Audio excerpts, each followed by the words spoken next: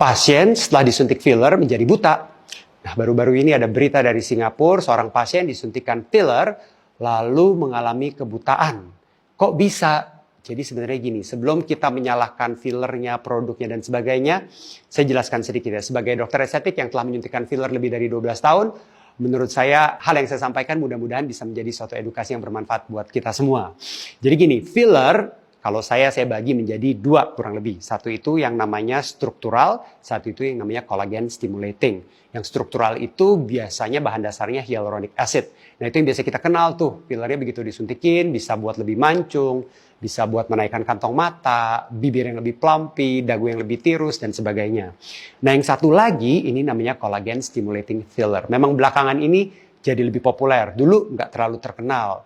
Collagen stimulating filler juga ada banyak contoh-contohnya. Ada yang namanya kalsium hidroksiapatit, atau mungkin yang baru-baru ini yang nanti akan muncul di Indonesia juga yang namanya polikaprolakton, atau yang saat ini yang mau saya bahas hari ini karena produk yang bersangkutan yang menyebabkan kebutaan kemarin di Singapura itu adalah tipe collagen stimulating filler yang terakhir ini namanya polyl-lactic acid.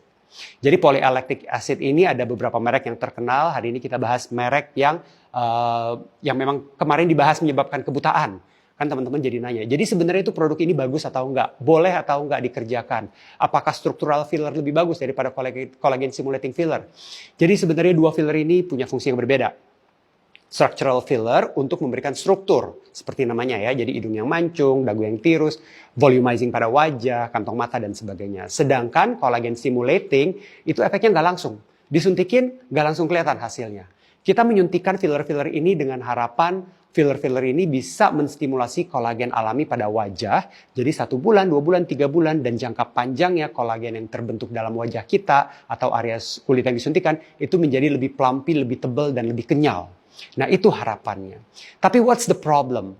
Masalahnya adalah gini, whatever we are injecting, kalau itu sifatnya molekul besar atau makromolekul, mau struktural filler seperti HA, atau collagen stimulating filler seperti yang ini semua tadi saya sebutkan, itu memang bisa menyebabkan kebutaan. Gimana dia bisa jadi buta?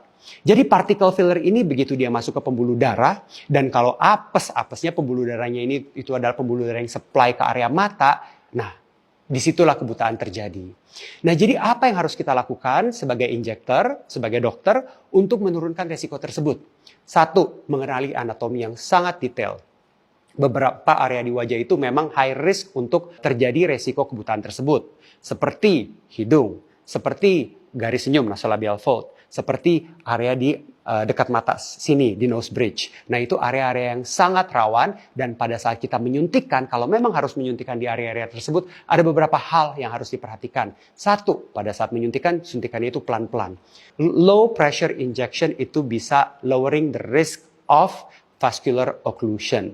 Lalu kalau memang kita harus menyuntikkan, suntikannya juga jangan banyak-banyak. Saran saya di bawah dari 0,05 cc partikel filler yang kita suntikan at any given time. Kenapa di bawah dari 0,05 cc? Karena kita membutuhkan volume lebih dari 0,05 cc, dan ini sudah disebut oleh jurnal, untuk memberikan enough volume dan pressure untuk ngeblok pembuluh darah yang menyebabkan kebutaan tadi. Jadi kalau kita suntikannya di bawah volume tersebut, harusnya aman.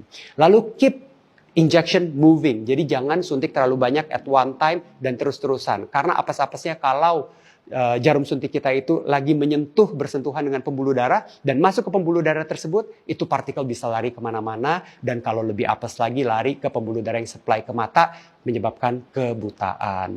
Nah jadi dua-duanya apapun itu yang kita suntikan memang bisa menyebabkan resiko terburuknya seperti itu.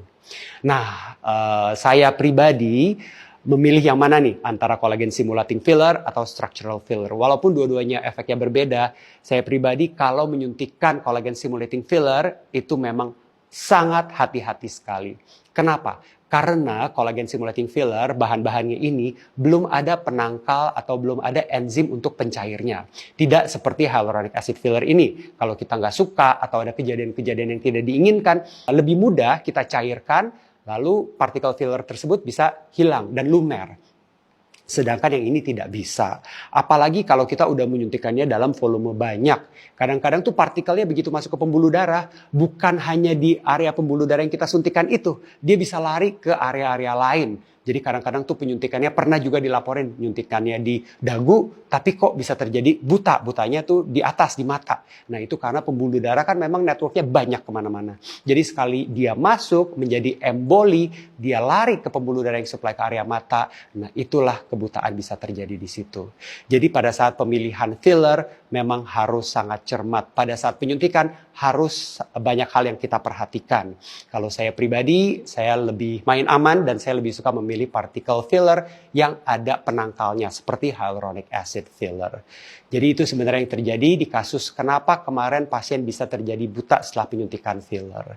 Nah sekarang teman-teman bisa memutuskan sendiri apakah filler ini baik atau tidak. Menurut teman-teman apakah Anda masih mau mengerjakan filler atau enggak kira-kira?